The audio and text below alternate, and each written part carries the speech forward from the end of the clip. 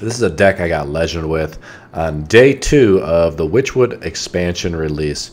This is a deck I picked off of HS Replay, and it is just a powerful, powerful deck. It's again kind of like the Priest deck I got Legend with a couple seasons ago. This is another high tempo deck, and it's very powerful. I just want to talk about it. I might put some more videos of gameplay of this, but I'm just going to show you the deck and just explain why it works so well. These decks are really straightforward. I just got Legend with this deck.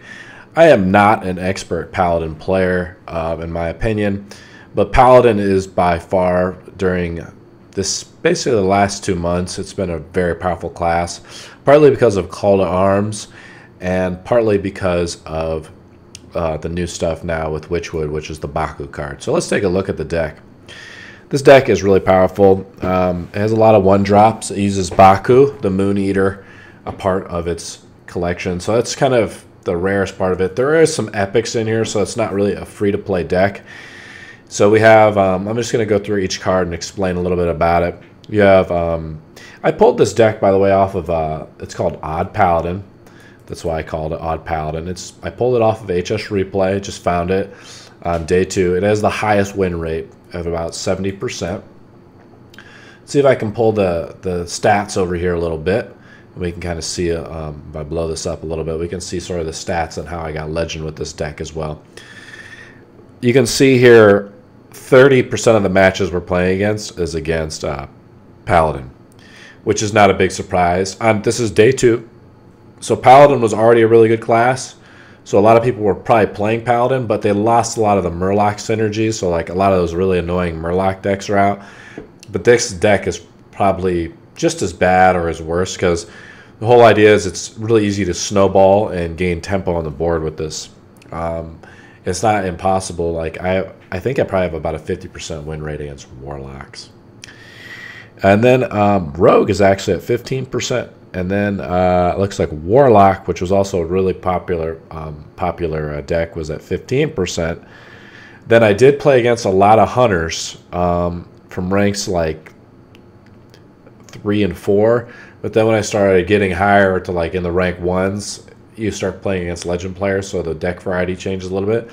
One thing to notice is Mage dropped off a lot. They're at 6%, but there's some pretty cool Mage Elemental decks out there right now that you can check out. So the deck, let me just pull it back, and you can see that deck has, for me, I have a 65% win rate. So when I play the Spiteful Priest deck in Legend mode, when you can like really high roll with Keleseth and other stuff, you get like a 69, 68% win rate. But this deck's win rate is still really good. It's also a lot easier to play than the Priest deck because it's less control oriented. It's more aggro oriented. But you can see here you can streak pretty well with this. I have a lot of wins, but you can see against Warlocks, I probably have about a 50% win ratio. And then against Hunters, actually, the Baku Hunters are actually really hard. I think Paladins are pretty much a coin flip because as aggro, it kind of depends on who you're going first. I think Rogues are quite easy to beat with this deck because since you can go so wide with this board with Baku's hero power or the advanced hero power. Let's take a look at each of the cards. We have some just really powerful 1-drops. The Firefly is just probably the most powerful 1-drop out there. Just because it's so well statted and it makes you draw, it gives you another one in your hand. And since this deck has literally 0 card draw, but we'll get to that in a minute. Life's Justice is a good anti-Paladin card. If you're up against other Paladins, it's a decent card to use because it has 4 charges. You can kind of swing at their dudes.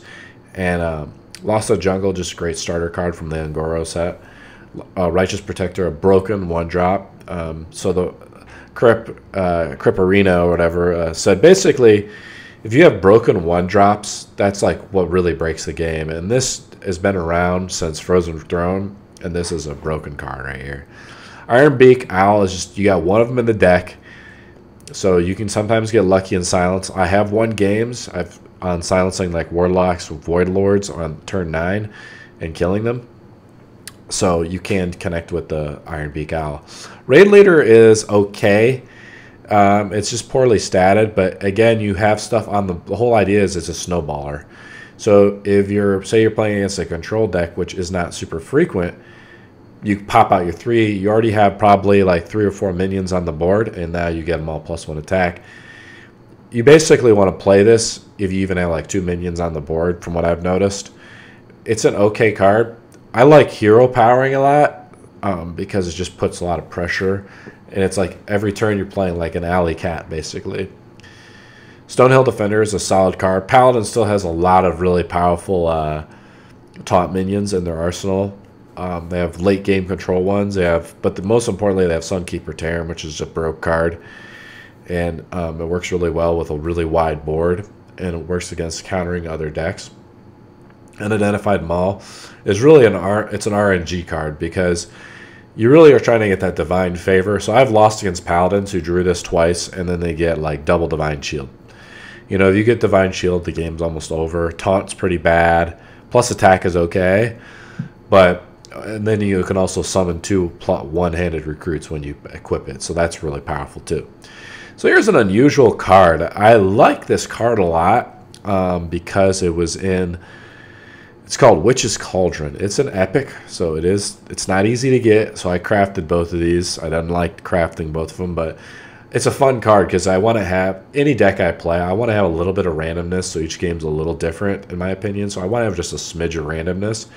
But this card is shockingly good. It's actually, you don't want to draw it, you want to mulligan this card, but when you draw it, the whole point is like by turn 3 or 4, or maybe even 5, you have like quite a few minions on the board, and think about if you have 3 minions on the board, and it's turn 3, and you can trade your minions away into a taunt minion like a Tar Creeper. Well, you can play Witch's Cauldron and you play this and you draw 3 shaman spells. Now, if you think about that, that's really, really, really powerful.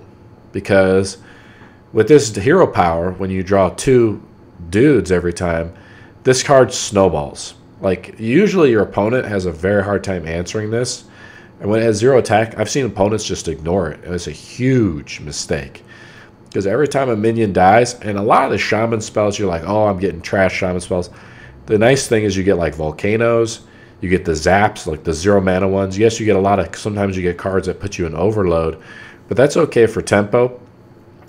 I'm really surprised. The power level of this card is very high, or pretty high with his deck. It's a good fit. You get the stuff that it gives +3/+3 and freeze a minion, which is really good. You put it up, play it on this, or on like a Stonehill Defender, or you get +2/+2 of an if it's an elemental and you do have Firefly. That's also a bonus 2 spell. Fungalmancer is okay. Again, the whole point is like we go very wide with this board, and we play +2/+2. You know, and so that's pretty self-explanatory. Level Up is a powerful card. The ultimate combo with this combo with Level Up is you draw a Vinecleaver, you whap whatever it is, a taunt minion or the guy's face. You draw 2 minions, you hero power. So this is turn 8, right? You hero power. Maybe you play, then if you're very lucky, you'd have Lost in the Jungle. But you basically play your hero power, so you have 4 dudes on the board, and you buff them up with Level Up, and now you have 4 3/3s at a minimum, maybe behind some stuff. Oh, by the way, so we're coming up to Corridor Creeper. Again, it's not a great card. I recrafted this card. I originally dusted this card, then I recrafted it because it was just recommended. When you have, again, you're creating a really wide board with low minions that can be traded away, and minions are dying all the time. It's a good tempo card, and it still has its place. But here's the beauty about it. If you get Unstable Evolution with this, you play a 0/0 on, say, like turn 5, and then bam, you drop this. And then you unstable it, and you immediately, it's super broke. I got, first time I zapped this one unstable, I got a, against a priest, I hit him, I got a Primordial Drake. Game was over pretty much at that point. So, I mean, just one spell. And then I got Millhouse Mana Storm, so the RNG was on my side when I just buffed another guy. But that comes out of Witch's Cauldron again, so the unstable, and I actually lost to a Paladin that played the exact.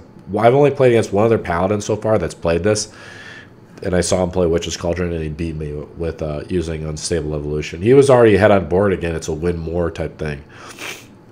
Stormwind Champion, I have really mixed feelings about. It's so mana intensive. It's a big body though, 6/6 for your deck.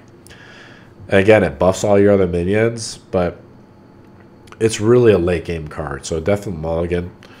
But the problem is that it's just so hard to play. Like, most of the time, you're trying to beat the person before, like, turn 7.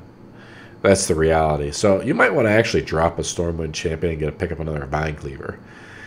That's just a recommendation, because Vinecleavers gives you more guys, which synergizes with more elements of your deck. But the whole point is, like, on the Stormwind Champion can give you on the late game body, but by that time usually you're playing against a deck that is just too good.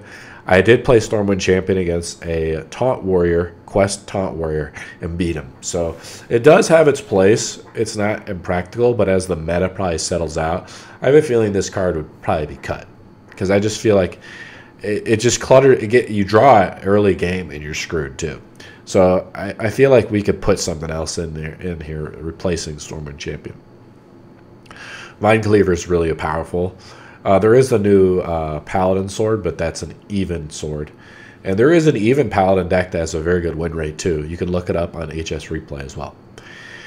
And then you got Baku. I crafted Baku because I just think it's a cool card in general to try to craft a deck around this.